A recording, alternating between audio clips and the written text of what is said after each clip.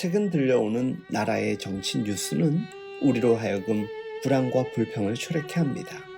그래서인지 사람들 살아가는 모습도 도통 평안을 찾을 수 없고 어수선한 게 사실입니다.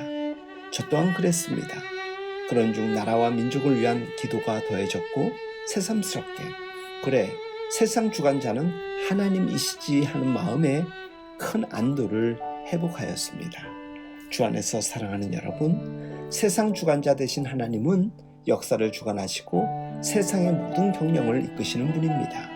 성도와 교회는 주권자 되신 하나님의 부름받아 화평의 일을 합력하는 사명자입니다. 하나님의 주권과 인간의 책임이라는 것은 마치 날줄과 실줄처럼 얽혀져 역사를 형성해 갑니다. 한 시대를 살아가는 사람으로서 역사적인 책임의식을 가지고 행동하는 것은 매우 중요합니다. 그리스도인은 인간의 책임 위에 하나님의 주권이 있음을 잊지 말아야 합니다. 사람의 계획과 부모가 가진 한계를 인정하는 것이야말로 신앙의 기초입니다. 하나님의 주권을 말하면서 무책임한 태도를 보이는 것도 문제지만 마치 사람의 힘으로 모든 것을 결정하고 바꿀 수 있는 것처럼 행동하는 태도가 성도에게는 더 큰 위협이 됩니다. 하나님의 주권을 확신하는 그리스도인은 모든 일에 여유를 가질 수 있습니다. 세상에 통달했거나 지독한 염세주의에 빠져 있기 때문이 아닙니다. 하나님께서 인간의 부족함과 실수에도 심지어 그러한 것들조차 사용하셔서 역사를 운영하고 계심을 믿기 때문입니다. 그것이 그리스도인이 어두운 시대를 향해 희망을 이야기할 수 있는 이유입니다. 분열과 다툼이 가득한 사회 속에서 교회가 화평을 일구어 갈 수 있는 원동력은 하나님의 주권에 대한 신뢰에서 비롯됩니다.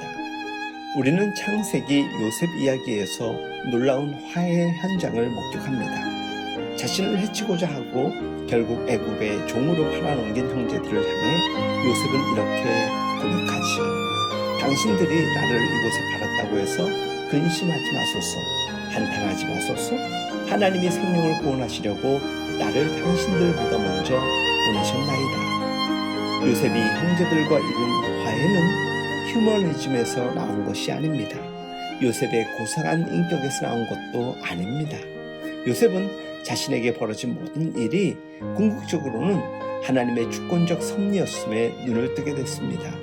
그렇게 돌아보니 자신은 억울하게 팔려온 것이 아니라 하나님의 손에 생명 구원을 위해 보냄받은 것이었습니다.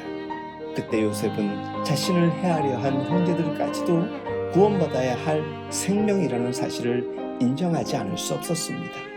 그리스도인은 입으로만 하나님의 주권을 인정하지 않고 삶의 모습과 태도에서 그 고백을 드러낼 수 있어야 합니다. 하나님의 주권에 대한 믿음에 기초한 너그러움과 포용력이야말로 분열과 갈등으로 점철된 세상에 성도가 보여줄 수 있는 최고 신앙의 표현이 될 것입니다. 주 안에서 사랑하는 여러분, 하나님이 역사의 주인이심을 신실하게 고백하는 성도와 교회를 통해 다시금 우리 사회에 치유와 회복의 역사가 함께하길 예수님의 이름으로 축복하며 응원합니다.